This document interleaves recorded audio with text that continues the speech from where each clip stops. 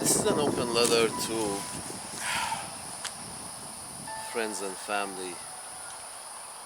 Uh, the and those who are Americans already know this. Those who are not Americans should learn. Americans have this thing about the greatest generation,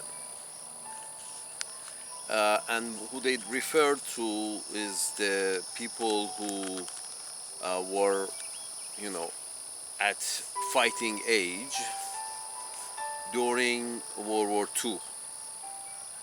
So they call them greatest generation, blah blah blah, this that, and they hold them in high regards. And that's why they call them the greatest generation. The greatest generation is the people, mostly men, of fighting age that were around at around fighting age during World War II. So here's the thing. And, and the idea is basically what they're saying is that there were no nonsense kind of guys who came out of war, and their idea was to get shit done, and with as little nonsense as possible, get shit done.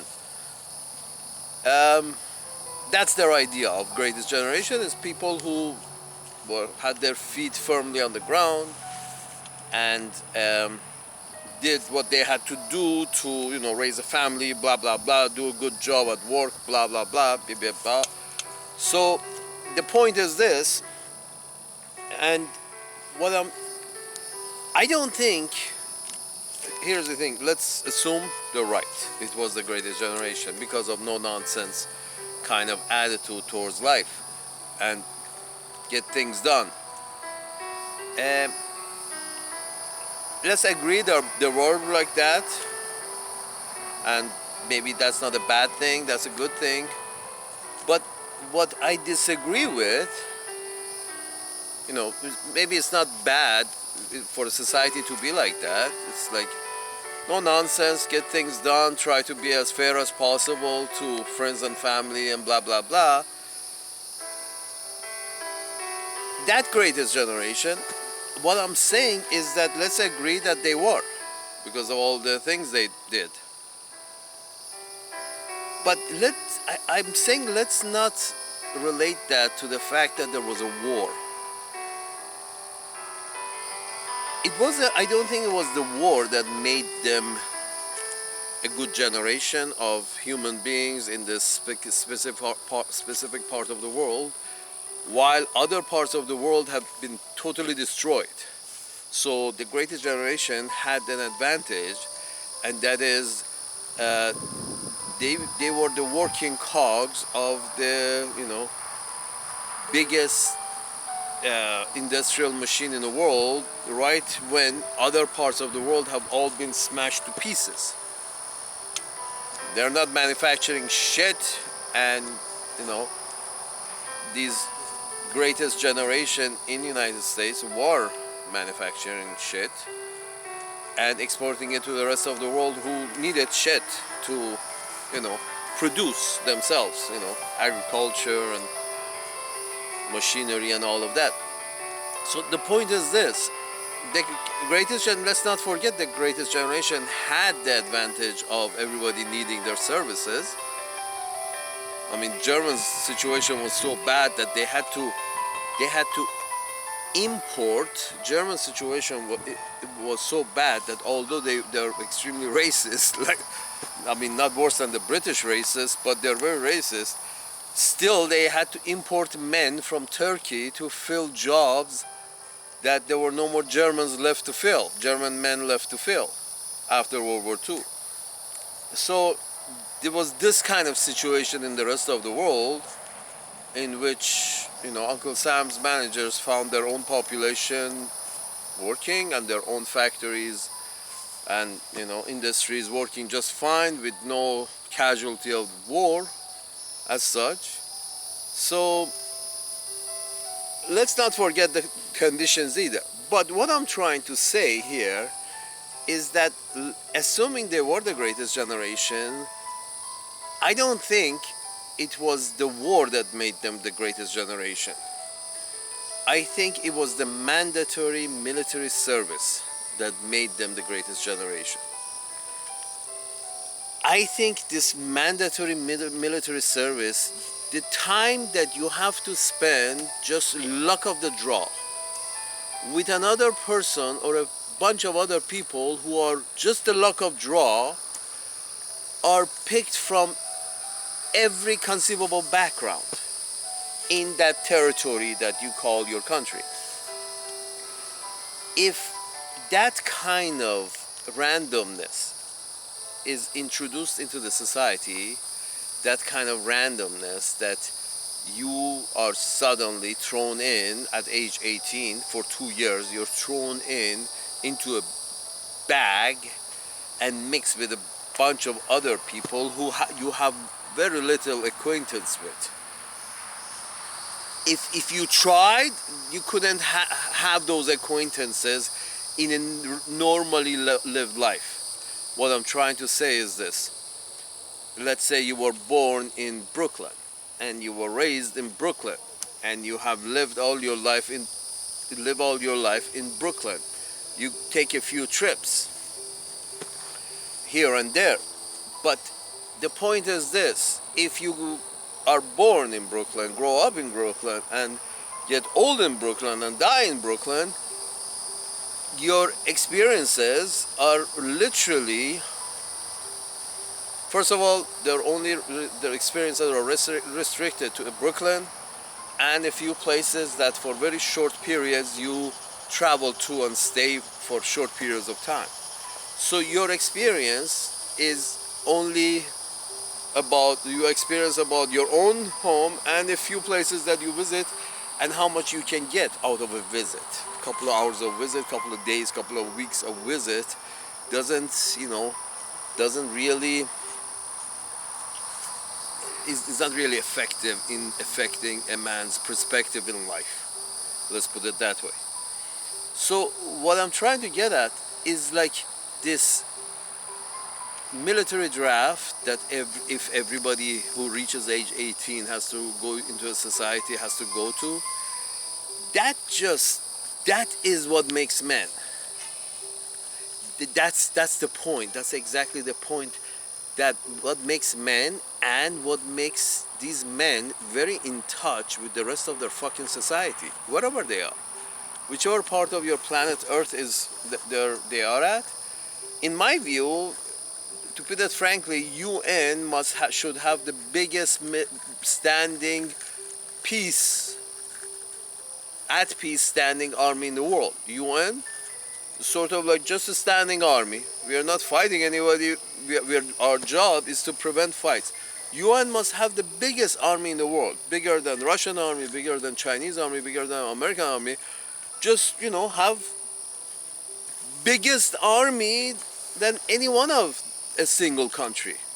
So UN would be the final arbiter, and UN Security Council, not because of their race, but because of the number of citizens they have, the UN Security Council should be a mix of that. So basically the BRIC countries would be the main UN Security Council, not France and England. England has 90 million people, population of 90 million, a little more, a little less, the last count. Let's say 100 million. China by itself has 10 times the population of England, and India by itself has 10 times the population of England. And Brazil has 3 times, 4 times population of England. So why is France and England part of UN Security Council? So that's a footnote. So UN has the biggest army. This is again another footnote. Why doesn't UN have the biggest army in the world? You try to secure everybody's interest, fair interest, and UN should have the biggest court in the world, the ICC, which Uncle Sam's managers decided not to ratify. Well, I mean, if your court cannot be courts for the planet Earth, at least let's give it some legitimacy in international courts system, so everybody's interest would be protected. It's like if my courts run the world, my interests are going to be protected.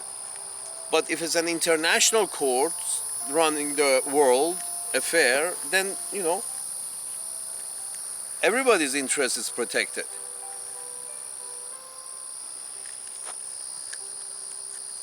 So the point is this: the Greatest Generation, I don't think they were produced because of the war.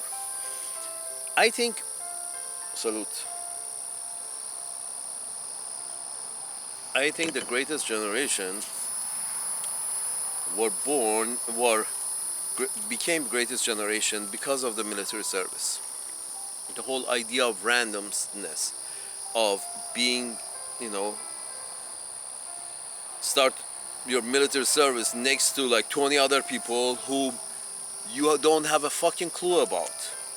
Black and brown and yellow, and maybe a Sikh, maybe a Hindu, maybe a Muslim, maybe a Chinese, maybe a Japanese, maybe being next to, just randomly being thrown next to 20 members of your society, which under normal circumstances, being born in Brooklyn and die in Brooklyn, under normal circumstances you would not be, never ever be sitting next to and having a meal and talking.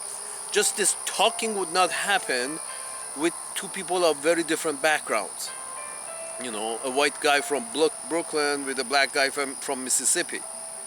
The whole idea of a Forrest Gump situation was basically the story of try to make Vietnam as a substitute with Vietnam with World War II, and Forrest Gump would have got it right. It's not it's not about how bright the population is. It's not about how it's about Forrest Gump was a retarded but a no-nonsense guy. He was sort of like a Vulcan. He didn't understand humor much, but he was all about no nonsense, let's get the job done. And that was the appealing part of Forrest Gump. That was the appealing part of him to everybody. It's like the no nonsense, although retarded, but no nonsense still gets the job done with a little luck. But the point is this: it's a metaphor for the Greatest Generation, the personality of Forrest Gump. So my point is this: the war did not make them Greatest Generation. It was the military service. It's the idea of spending time, especially under pressure from the system, spending time with those members of your society that you wouldn't, under normal circumstances, you wouldn't dare, you wouldn't care, be acquainted with. But then there you are, sitting there under, mandatorily sitting there, spending time, breaking bread with a guy that under normal circumstances you would not, and seeing the world from their perspective. Once you get bored in the military and you hear life from their perspective, whatever the fuck that was. And that itself creates empathy. That itself creates sympathy. That itself creates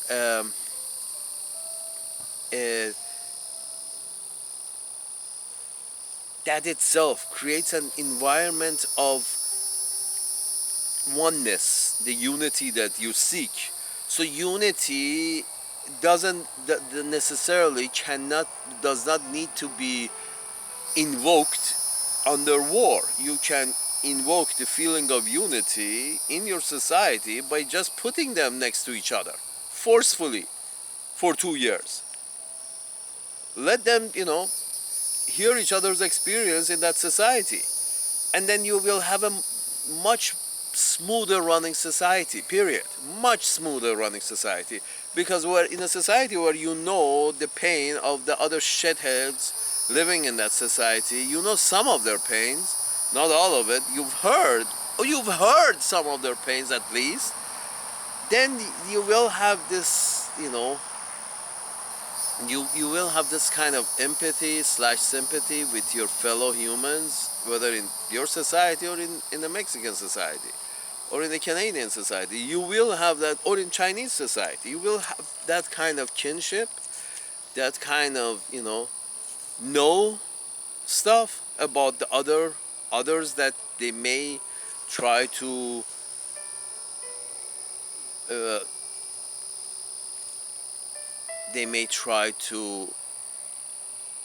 make you hate. When you spend time with them, you just can't hate people you spend time with. I guess that's what they call love. It's like within a family there is love, because like turns into something that you just can't hate the woman you're sleeping next to. Basically, love's become this I don't like you but I love you kind of thing. It's sort of like I'm forced to spend so much time with you that I don't really like you, but I'm putting up with the shit that you're putting out, because now I'm sort of stuck due to closeness, proximity, tolerating each other's shortcomings. It's sort of like what I'm trying to say is, if you can, by mandatory military service, you can produce a kind of shotgun marriage in your society between your races, your ethnicities, your gender identities. You can basically fix the problem, because by just putting people next to each other, they have to work it out. At least they have to hear of it. And that's what does sitting at the chow table in the military service. That's where you really get in touch. Sitting at chow eating dinner, that's where after long days of drill sergeant giving hell to you, after a long day of under the fucking sun taking shit from the drill sergeant, sitting having dinner at chow in a mandatory military service kind of environment, you get to hear stories of the other members of different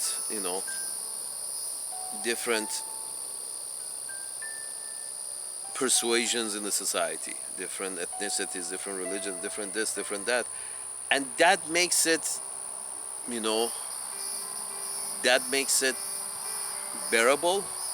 That makes the society more empathetic, sympathetic in the future. I know for fact, from personal experience, that I was forced. Well, we had to do military service. Everybody's forced. So in the shithole that I'm from, we were forced into the military service. So I got to see all kinds of monkeys that the families in that shithole produce. And you kind of come to ground if you have high hopes, very high hopes for your society. Your feet pretty much touch the ground. You understand that there are a lot of shortcomings for your high hopes, and there is a probability that your high hopes for your society will not be achieved within your lifetime. And then you stay or you go, still you understand the reality on the ground. The problem with societies that have done away with mandatory military service is that social layers don't really contact each other.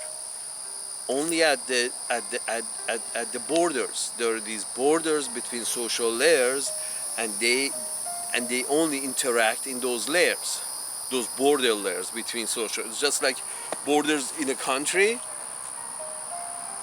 The in between countries, like United States border with Mexico, and they keep saying we got to put up this border, put up this border, put up this border.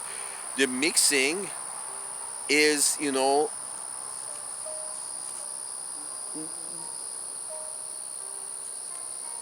mixing is the problem for them. These are the same people who advocate for ever more separation of classes, gated communities as opposed to urban areas. It's sort of like poor, rich, unless it's in the center of New York City and all the office buildings are owned by the people who don't live themselves. They just own the buildings, and they just live, in gated communities somewhere else. So my point is this: there is this rigid thing that says no, the classes shall not interact,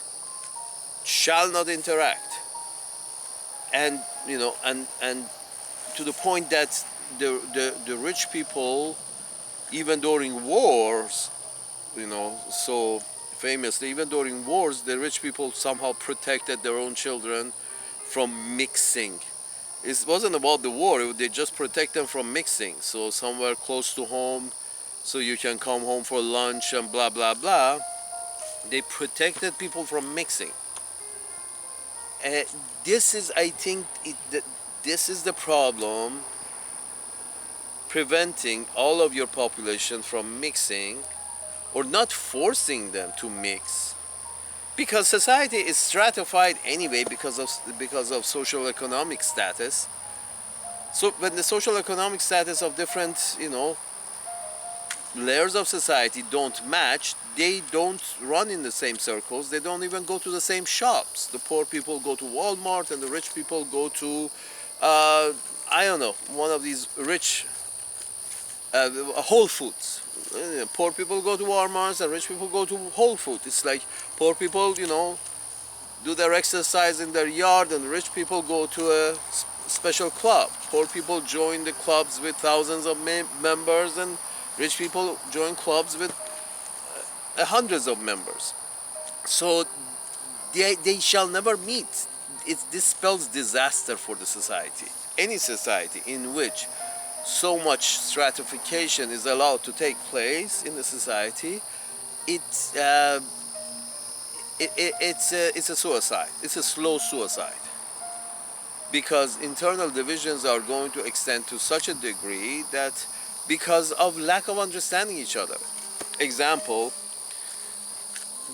you go over and over it again that you see these middle-aged folks who say, for example, Obama could not have won the election because I don't know anybody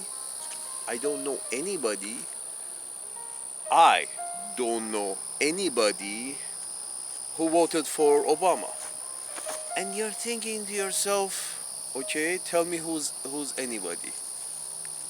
Then they start counting the people who they know that they're swearing none of these people voted for Obama, for example, all those many years ago.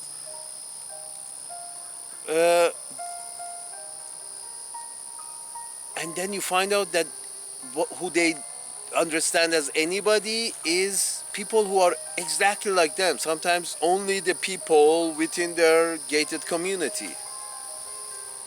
And they're right. And the problem is they were born in a gated community, and now they live in a gated community. That's just an example I'm saying. By gated community, I mean they're secluded socioeconomical class in the society. They were born there, they'll pretty much stay there most of their life if they don't fall farther, because the rest of the world is producing and Uncle Sam's managers are not. So the point is this, so that basically means that the whole socioeconomic status of people is basically held up on hot air because, when there is no production, what is being produced? Only paper money, or they're just on the computer? Anyway, that's another footnote. But the problem is many of these socioeconomic issues, these lack of understanding, that I don't know anybody who thinks beside me. That's a problem. And the fact that the media is so, one-sided, have become one-sided. So first of all, his own experience in life is very limited.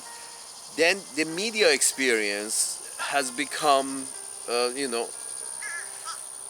various as well. So you have the upper middle class part of the society who does actually, listen to upper middle class, and lower middle class of the society listens to, specifically one channel, and another group, more a little, college educated, listen to this other specific channel, and these people who are like this listen to this other channel. So not only their own experience in life has been limited, but the media experience is also being limited because, Wells Fargo lets you know where you the stand fact with your that FICO score. different outlets sell different things.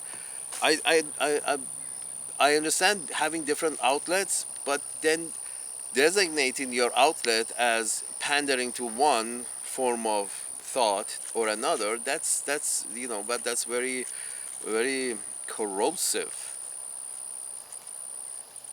So the point is this: if you bring back mandatory military service,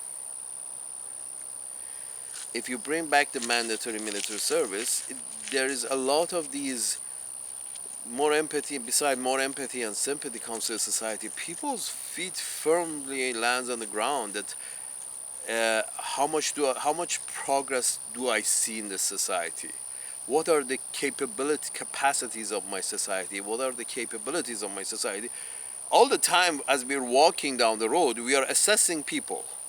You walk with people, you speak with them, you're constantly assessing the person you're dealing with. Constantly, and you're assessing them. How much do they know? What do they know? What level of education they have? How intelligent they are? How are they? You keep assessing. We're constantly assessing people around you. Well, that's well known. So going to the military service allows you to reassess a real um, mix of your society, the real mix of your society, and gets a good impression of the society to the members. Sort of like, going and finding out the shit that you have to deal with. The shit that you have to deal with.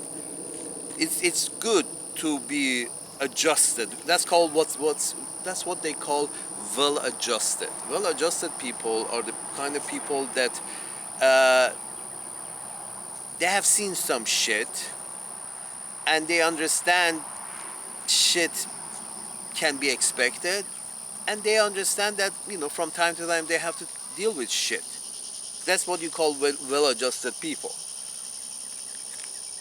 The thing with, all the problems that you're having in your society with Karens, this joke about Karens, which is who's a fertile age, a young white woman of fertile age, is a Karen. Is somebody who's everybody has to tiptoe around them because they are the most privileged in the society, because they're white and they are within the fertile age range. So that gives them an the highest social status in the society. Everybody wants to emulate them, and everybody wants to look at them. How, the whole idea of sexiness and, fashion and high heels and blah blah blah. It's all because, we have this specific group in the society, women of fertile age, that are worshipped in the society by almost everyone. And all these, consumerism is a lot of it is based on them and what they're selling and um, what they're wearing and what they're showing off and where they're going. These are all sales gimmicks. So that's what consumerism is based on. So a lot of the weight of consumerism is on the fine shoulders of women that keep this consumerism wheel turning, i.e. helping capitalism stand on their feet. But the point is this: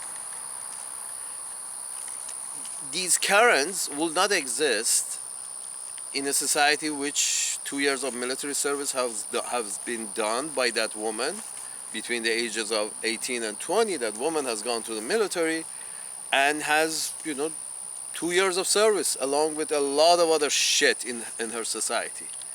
And then her sense of alarm. I'm sure, and a lot of these alarmist young women are, the reason they're so alarmed at all time, very sensitive at all time, is because they really haven't seen shit in life. They're grown up, well taken care of, half educated. They're living probably the same place they grew up and got educated. They're working there. So if you move a pebble out of their way in the morning, they are they're shocked. Oh, this pebble moved yesterday. How many times I have to put this pebble over here because I like it over here? That's the kind of attitude that that a person who has done 2 years of military service and has sit next to shit can't put up with a little pebble of there or there would not make any difference. Unfortunately, that's the problem with a lot of these veterans that become homeless, because really, when you see a lot of bad shit, now in the army you see a lot of shit, but mostly it's peaceful shit. But if the army goes to war, you see a lot of bad shit. Normal shit when you attend army at peacetime for your mandatory service, which is a good thing, and bad shit is when this army goes to war. So the more shit you see in your life, the more you can tolerate. If you see a lot of you members of your society are very sensitive in the universities, the quiet zone and safe zones, and oh no, you can't make fun of this and you can't make fun of that, is because your people haven't seen shit. These people who are protesting this and protesting that haven't seen shit. Forget about bad. Some members in your society, the veterans, have seen bad shit. Other members in your society, like Karens and these, safe zone people in your colleges, are those who haven't seen any shit. You have one that sees real bad shit and one that has seen no shit whatsoever. Has grown up in on feathers. So they're very sensitive. This is totally desensitized. This brother veteran, so desensitized with regards to his surroundings and his well-being, is so desensitized that he becomes homeless. And that motherfucker is so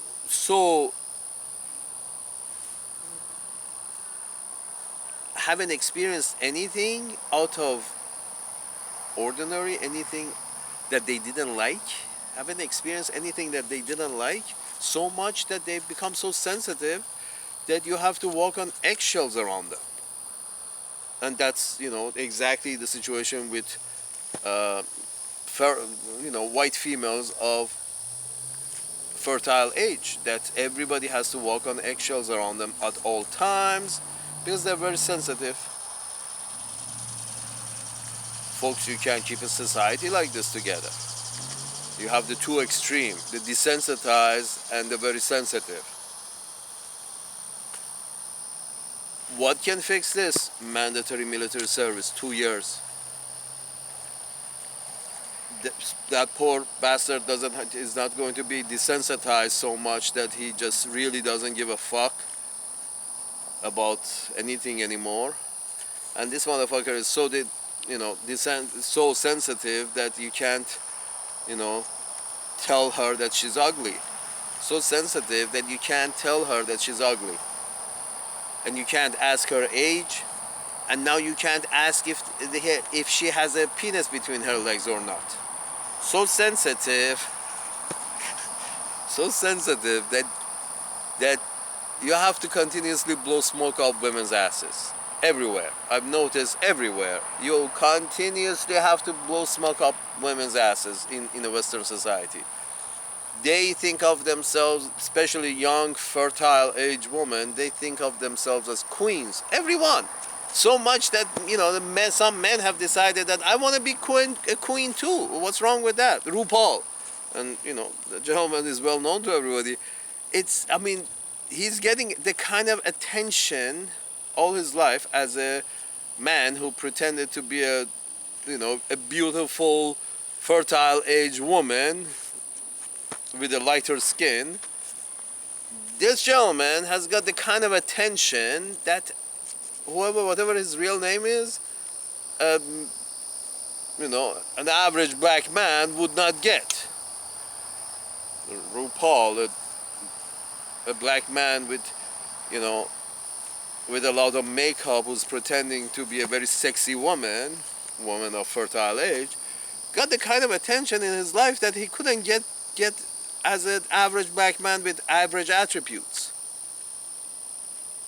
So my point is this, that these people, you're making your society very sensitive, and the most sensitive part of your society is the young woman of fertile age. That becomes your most sensitive part of society. That's where the Karen myth or idea is born. But the rest of your society is not doing that well either, because the scale of sensitivity keeps rising. The scale of sensitivity keeps rising. So on one hand, veterans of war, which are totally desensitized, no sensitivity whatsoever, and on one side, you have your young people who haven't had to deal with anything that they didn't like. Therefore, they have become very, very oversensitive. So you have to walk on eggshells around them.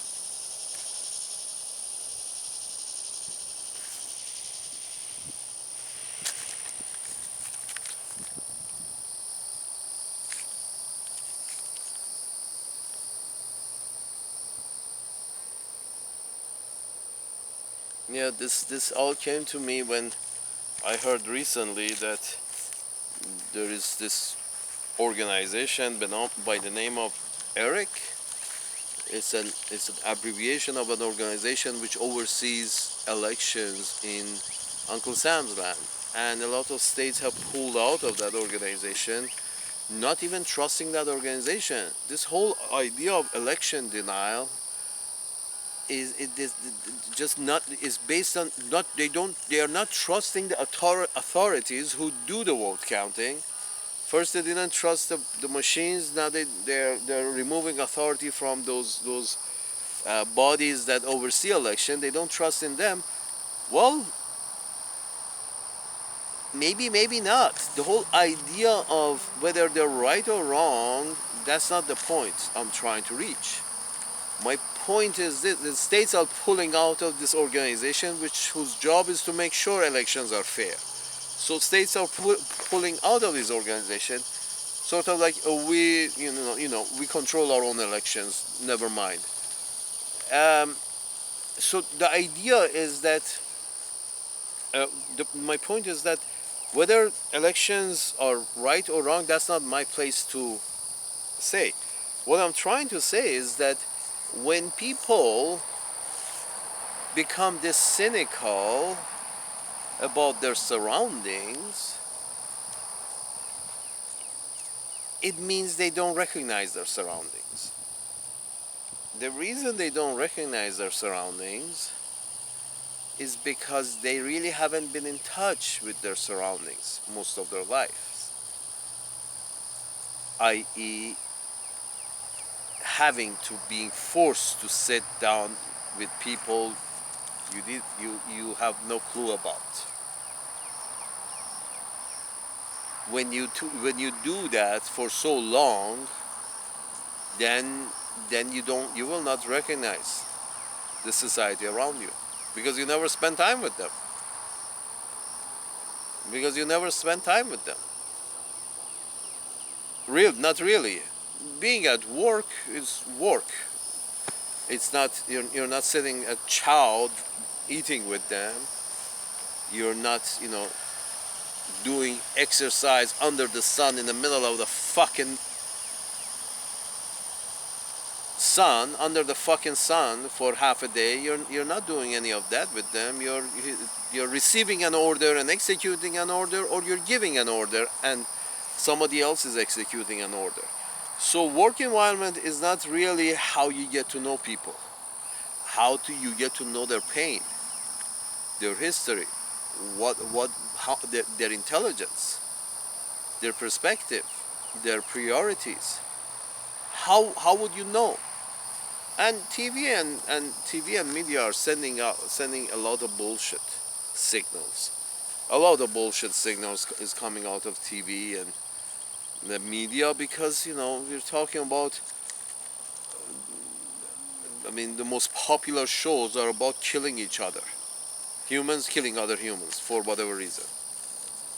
These are the most popular shows. And the aftermath of that killing, and NCIS and CCIS and cops this and cops that and investigative this and investigative that, it's sort of like this is what people are attracted to. They want to feel secure, a sense of justice, a sense of security. Why do you have to pretend? Why not just send them to the military service, everyone, at age 18 to 20, 2 years, and you prevent them from becoming oversensitive towards shit they don't like or they don't understand, to make them come to reality that nothing is black and white, it's always gray, life is different shades of gray. And you only understand that when you sit at the same table with people of different shades of brown. You get that. It's not simple. It's not cut and dry. It's not black and white. It's always gray. This understanding only comes in military service. It doesn't have to be a war. In fact, if it is a mandatory military service, everybody's foot lands firmly on the ground and there is much less chance of any war taking place. Because you will end up with the people who are not oversensitive, know their place, and you have much less friction in the society, and you will have much less friction domestically, and you will have much less friction internationally, because of this military service, everybody's feet are firmly on the ground, and everybody attains a basic sense of morality. Everybody obtains a basic sense of morality through the military service, because they have to spend time with people you don't know. Then you grow to care for them. You grow to at least understand them. Understand that they're also humans.